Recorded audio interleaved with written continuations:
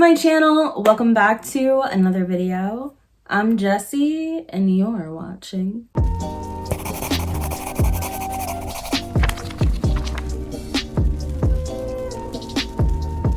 Yo, I am so excited to be bringing to you my Blackathon 2022 book recommendations video.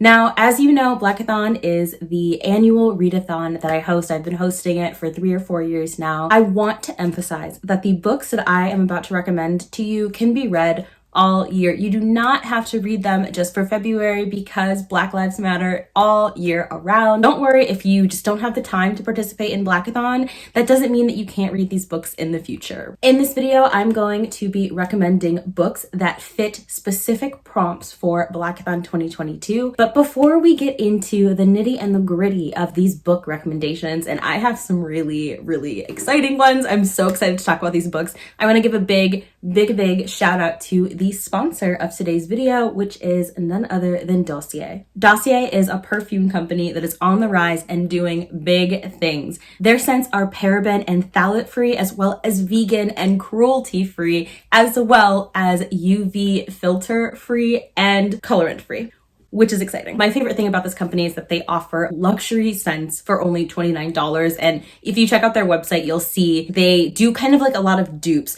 So they'll tell you, hey, like this particular scent is really similar to a particular cologne that is carried by Tom Ford, especially too if you're looking for a cheaper alternative to that high-end cologne or perfume that you have been eyeing. But personally, I really was interested and attracted to the fact that they have the most unique scents I've ever seen. Like these combinations, the way that they would combine ingredients is so fascinating to me. If you sign up via text, you'll get 20% off your first order, as well as entry into a giveaway for $500 in store credit. And the word is definitely getting out about them. They have been featured in BuzzFeed, they've been featured in Teen Vogue, and they have this function on their website where you can take a quiz, and that quiz will kind of create like a scent profile and give suggestions as to what perfumes that you would enjoy. I have not tried their candles, but they do have candles, and I was looking at the scents and I really want to try them out. And they also have dupes for some really like high-end famous kind of candles. The 2 scents that I ordered, the first one is Woody Vetiver. The top notes are pink pepper, bergamot, and bitter orange. The middle notes are vetiver, cedarwood, and myrrh. The base notes for this one are sandalwood, myrrh, and oak moss. And I love my kind of musky, woodsy scents,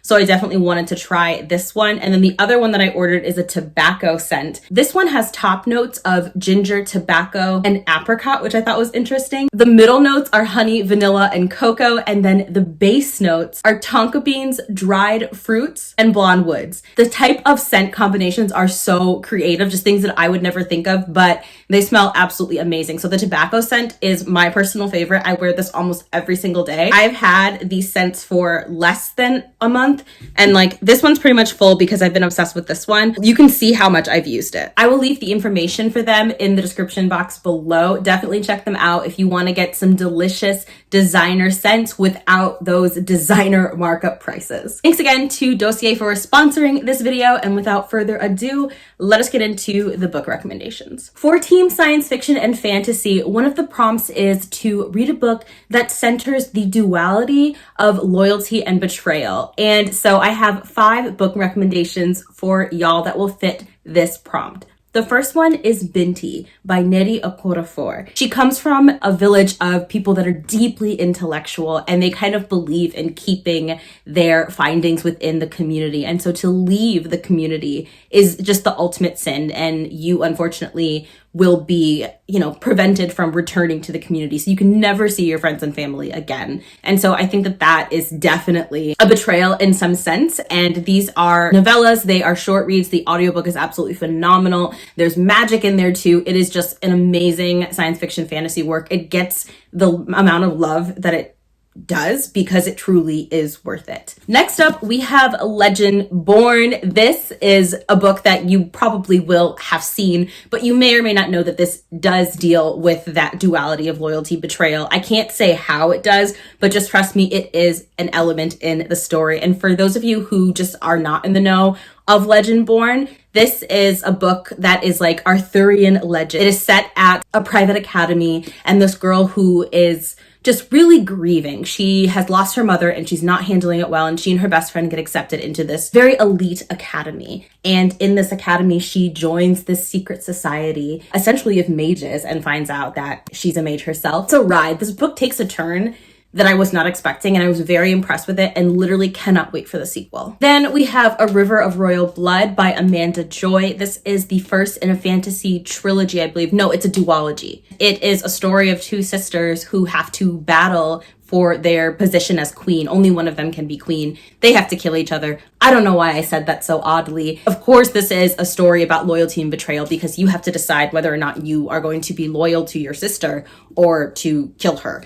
And this is just a very lush fantasy. I loved the world building. I thought that the writing was strong enough to carry that really intense world building that we get, especially if you like fantasies that have a good, strong monarchy. If you like fantasies that have a fae component, there's a handsome fae instructor in here. There's an assassination attempt. There's just a lot of moving pieces in this book, and I really enjoyed it. I gave it 3 out of 5 stars, and I'm going to do my best to read the sequel this month. Then we have one of my favorite books of all time, and that is Ray Bearer by Jordan E. Fuego. I am literally quaking in my boots for the adaptation. I physically cannot wait for this to be on my screen. Like, I just need it, want it right now. And so this is a book about a young girl named Terasai who has been raised in isolation her entire life and trained to kill the prince. So she has to get close to the prince and then murder him. Will she betray her new family because she's taken into the palace and she becomes one of the crown prince's chosen circle, and she gets this big family and they all kind of fall in love with one another, love and protect and cherish one another. It is such an amazing book, and it has a sexual rep. I just love it so much, and I can't wait to revisit this world. And then my final book recommendation for this prompt is none other than Son of the Storm by Suyide Bizokungbawa. This is such a good book. I was so freaking impressed. I can't wait to read God Hunter by the same author. So this is a book about this boy named Danso who is just brilliant, but he's from a lower caste and a lower class. And so he has to decide whether to remain loyal to the empire or to go out and pursue his own interests. And it is so freaking good. I swear, it felt like I read this in one sitting. I know that I didn't, but I just flew through what is almost 500 pages in what felt like a day and a half, because it's just a story that you want to eat and consume. I love the world building. The magic is really interesting. The characters are really, really fascinating. I cannot wait for book 2. I need it instantly. Next up, we have a book with trans-spectrum representation, for which I have 3 suggestions for y'all. We have Pet by Akweke Emezi. This is a young adult novel about a 14-year-old girl named Jam, who she's a trans girl, and she goes into her mother's studio one night and she accidentally cuts herself and bleeds onto her mother's new painting. And the act of her blood shedding onto her mother's artwork causes the being in the creature to come to life. And so this creature's name is Pet, and Pet tells Jam that there is evil in her city that they have to root out. In this world, it is kind of a utopia where all evil has been wiped out and everything is perfect. And so Jam very skeptically goes on this mission to find out what the evil is. And it is a very short but a very heavy hitting book. The prequel Bitter comes out this month and everybody is just so freaking excited about it. The cover is stunning. This book packs a really profound punch, so do be mindful of that going in. There are trigger warnings for sexual assault. Definitely look up content warnings before going into this book. My next recommendation is going to be one of my favorite fantasy series of all time, and that is the 5th season by N.K. Jemisin. This trilogy is a work of art. It won a Hugo every single year that a book came out for a very good reason. It absolutely deserves all of the hype and the attention. And again, very excited for this adaptation, which has been in the works forever. So this is a series about origins who have the ability to control the earth, but they are unfortunately essentially enslaved in this society and subjugated. And we are following different origins as well as guardians who are charged with being in control of the origins.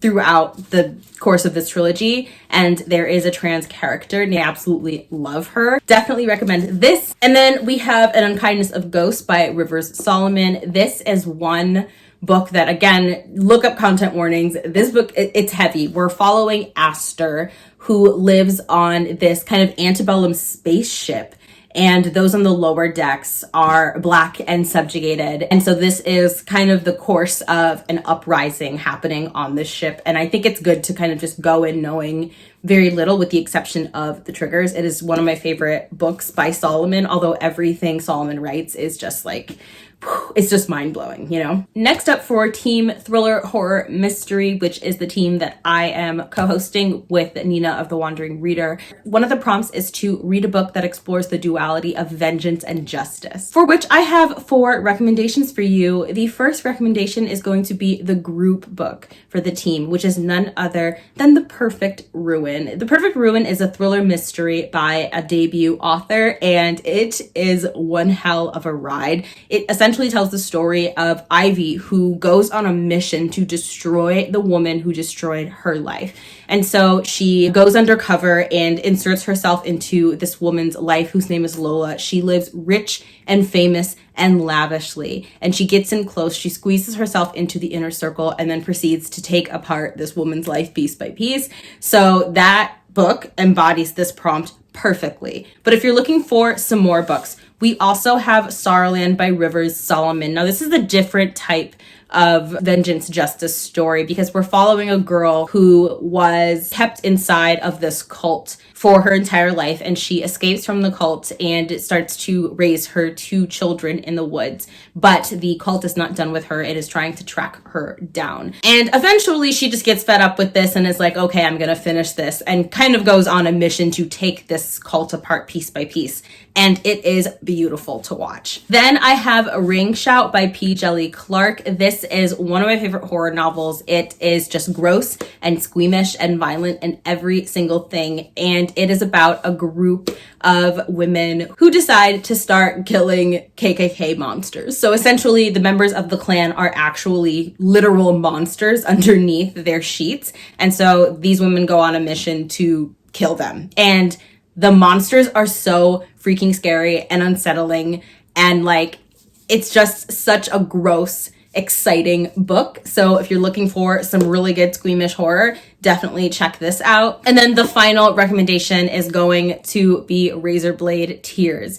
This was one of my most favorite books of last year. I think about this book almost every single day. The audiobook is the way to go with this, because Adam Lazar White brings the story straight to life. It is so good. And like, again, this book embodies the prompt so perfectly. This is a book about 2 fathers, one Black, one white, who go on a mission to kill the men who murdered their gay children who were married to each other. And it's a book about reckoning with homophobia, reckoning with racism, reconciliation. The 2 main characters are previously incarcerated, and it talks about issues of incarceration as well. It is such a good book, just brilliant. S.A. Cosby can do no wrong, in my opinion. Next up, we have a book that features physical disability, mental disabilities, health, and also neurodivergence. And for that, I have 4 books to recommend. So the first one is going to be White Smoke by Tiffany D. Jackson. This is Tiffany D. Jackson's latest novel, and it is kind of described as Get Out meets Haunting of Hill House. And so it's about this young girl who has a severe phobia of bed bugs and struggles with, really severe anxiety. And she and her family move into this house that may or may not be haunted. And it is so good. Like the mystery of what's going on is just very intricate and elaborate, and it is spooky and creepy. And if you have any kind of insect phobia, this is going to get to you. And I really loved the mental health representation in this book. It really dug deep, and I thought it was so well done. Then we have Monday's Not Coming. This is probably my favorite book out of the 4 books that you're going to see here. This is one of my favorite books of all time, again by Tiffany D. Jackson. She is just my favorite mystery thriller horror author. I swear, she's so freaking brilliant. And so this is a book about a young girl who decides to go look for her missing friend, whose name is Monday. Monday is silent all summer and doesn't turn up at school. And our protagonist, whose name I believe is Claudia, is like, I'm gonna go find her. Took my heartstrings and pulled at all of it. It is a semi kind of epistolary because you get to read excerpts from her diary. The audiobook, again, is a beautiful way to consume this if you are able to listen to audiobooks. There are content warnings for this, so definitely keep those in mind. And it also touches on some really important issues of Black girls going missing and people not investing resources into finding them. The way that Black bodies are treated when we are endangered or missing. It's so important, especially looking at Black girls. And then it also talks about gentrification.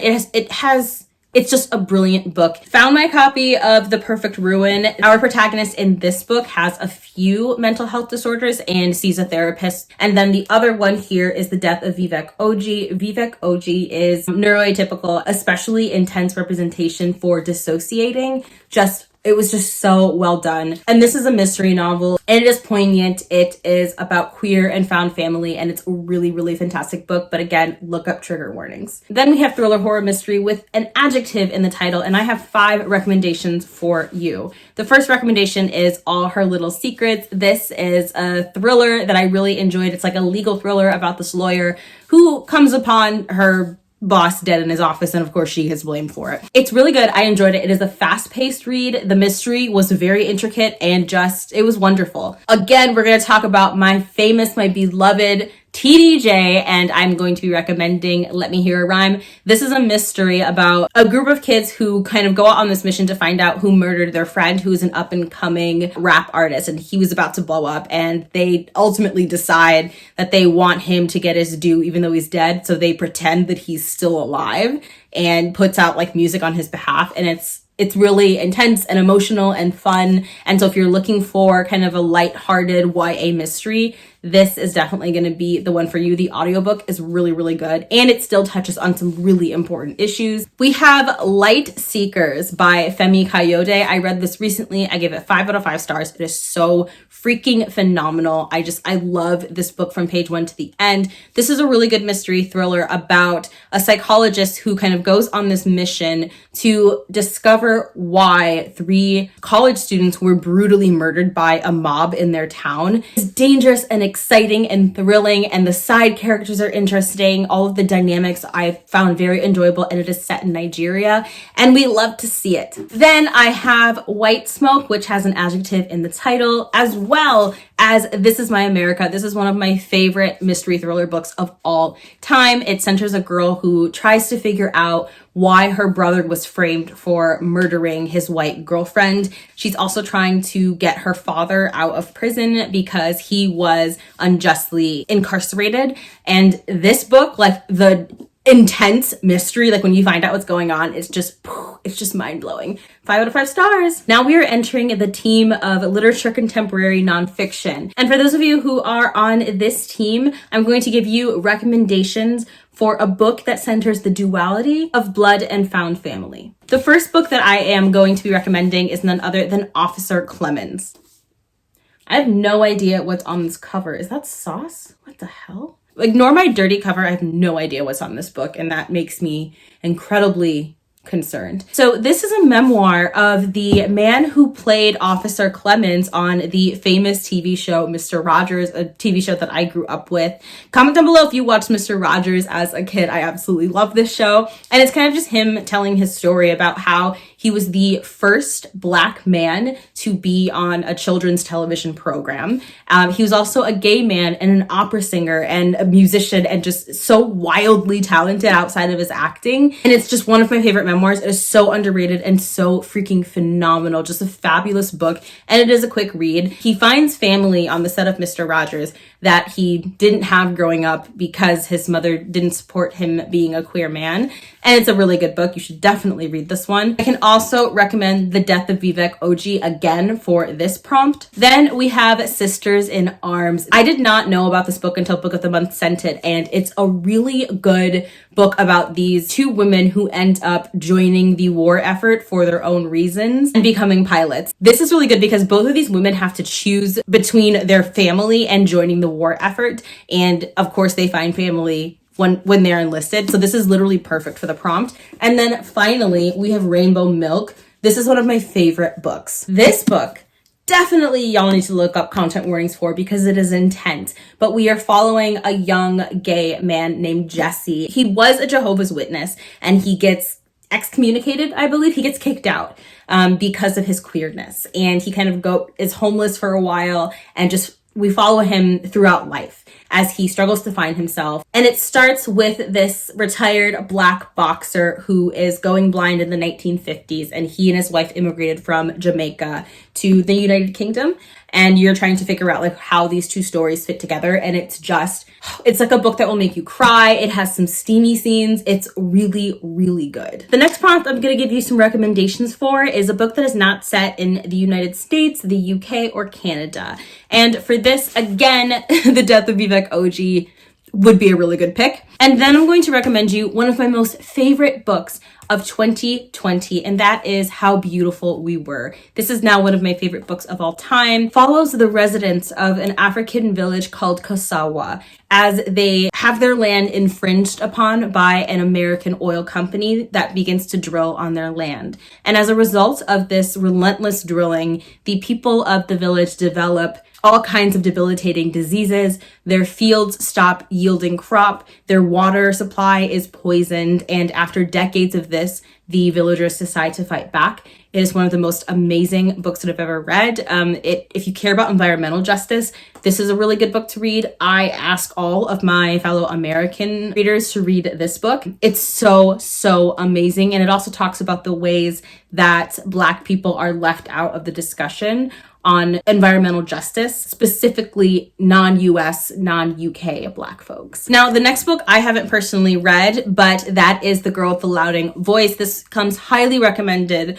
by Starla of Starla Reads, and everything Starla loves, I love. They are essentially my reading twin, so this is definitely going to be a top tier recommendation. It is about a 14-year-old girl named Adoni who is going to do anything in order to get a top tier education. And it is supposed to be really good, really emotional. Like, you're supposed to fall absolutely in love with this girl. And I cannot wait to read it. Then we have a book that is set in Uganda, and that is A Girl is a Body of Water. This is a book for those of you who want a challenge because it is thick. I think it's like 550 pages or something like that. It's really, really good though, and well worth it. This is a book where we are following a girl who doesn't know who her mother was, and a bunch of people in her village know, but they won't tell her. And so she kind of goes on a mission to figure out, who's my mama? I feel like a whole half of me is missing, and I need that history. I need to know. She starts spending a lot of time with the local witch, and they develop a really intense bond, and it is such a good story. And finally, for my history fans, I'm going to recommend The Shadow King. Essentially, the book is about this girl who decides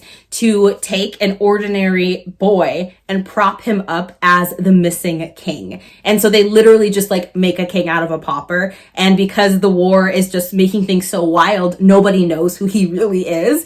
It is really intense. I didn't completely grasp all of the story, I'm not gonna lie, because the writing is like, it's up here. It's really intense. This is the kind of book that I feel like you're gonna need multiple reads to understand. At least I will. But so if you want a challenge, definitely this book and the last book I highly recommend. Now for Team Romance, one of the prompts asks you to read a book that centers the duality of love and hate. Both of these books I have not read because I don't read romance, but the first one that I'm going to suggest y'all pick up is a love-hate thing, because this actually sounds really good. Like, it is something that I would pick up if I was in the mood to read romance, which is never. Essentially, this is a coming of age story about a young boy who's had to hustle his way through life. He's from the wrong side of the tracks, and he ends up having a chance encounter with like the town's golden girl, and the two of them fall in love against their better judgment. I love the cover, and I think it's so freaking cute. And the next book that I'm going to suggest is I Think I Might Love You. This is by Christina Jones, who I've heard really good things about as an author, and it is the first of a trilogy. So if you're looking for something else to give you like Brown Sisters vibes,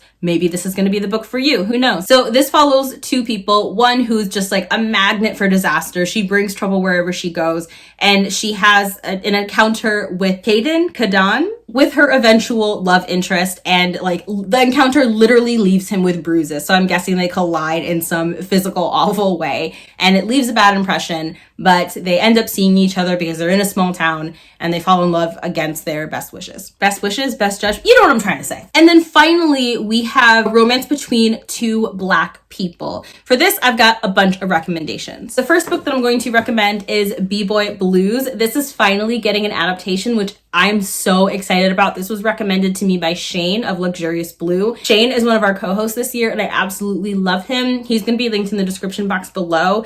Definitely check him out. I asked him for a recommendation like 2 years ago for a Black romance, and he gave me this. It is a Black on Black queer male love story, and it's good stuff. And then I'm going to recommend one of my personal favorite romances of all time, and that is How to Love a Jamaican. This is one of the most underrated anthologies in the world. It's a collection of romance stories. Some of them are fabulistic. They're all just very different from each other, and they're really, really good. So if you want a good romance anthology, definitely pick this one up. And I'm going to recommend Blackout. I have not read this, but it is a collection of YA Black love stories. It's literally a collection of YA romances that center Black people. So this is going to be a really good pick. And then the group book this year is The Sweetest Remedy by Jane Icaro.